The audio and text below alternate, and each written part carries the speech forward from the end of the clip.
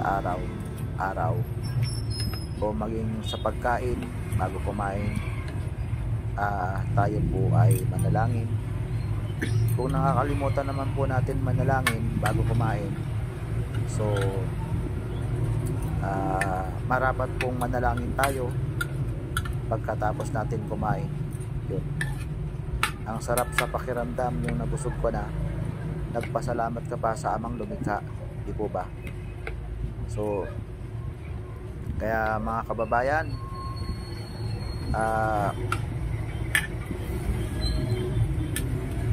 tayo naman po ay hindi isang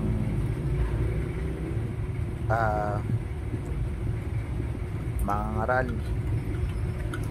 Tayo naman po ay nag-sharing lamang ng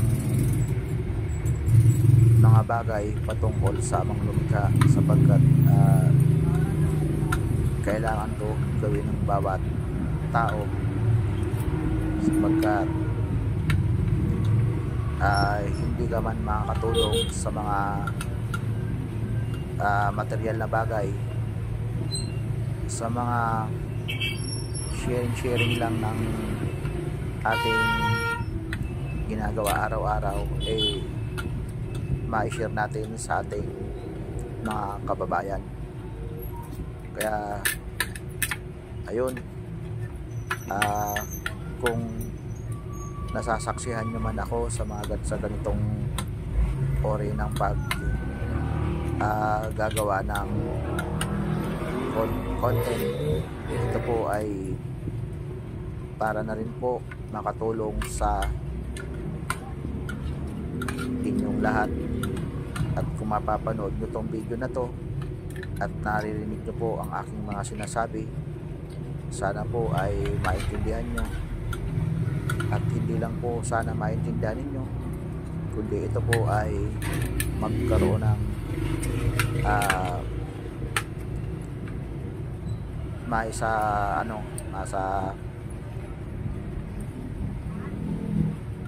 may apply nyo rin sa inyong mga sarili. So ayun guys, kung napapansin nyo sa lahat po ng aking mga content, hindi po nawawala ang mga kulay, sapagkat ayon nga sa kasabihan, basta kulay pampahaba ng buhay.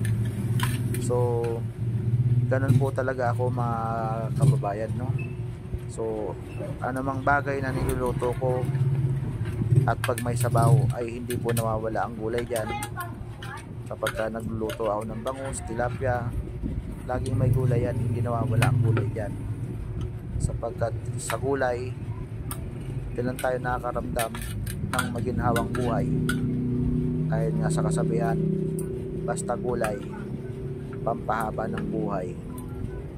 Na kung inyo naman pong napapansin na ang ating mga kababayan na mga naninira sa probinsya, ay sila po ay ang kanilang mga magulang, ang kanilang mga matatanda ay umaabot pa ng 80. Minsan pa nga ay inaabot sila ng 100 taon. Kaya importante talaga sa katawan ng tao ang gulay, diba? Kaya kung papalarin, umabot pa ang buhay natin na kasama natin ang ating pamilya. Yung ating pamilya ay yung ating mga anak ay masasaksihan natin. Ibig ko lamang sabihin na masusubaybayan pa rin natin ang ating mga anak hanggang sa sila ay magkaroon ng sariling buhay, sariling pamilya,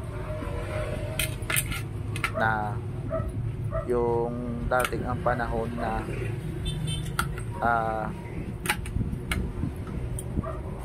tatanda ka na nakikita mo yung pamilya mo na nasa mabuti na silang kalagayan.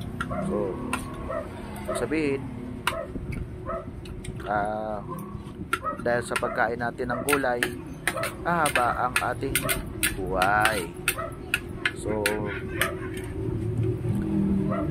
kailangan natin kailangan din natin magtipid, tulad na lamang nitong ginagawa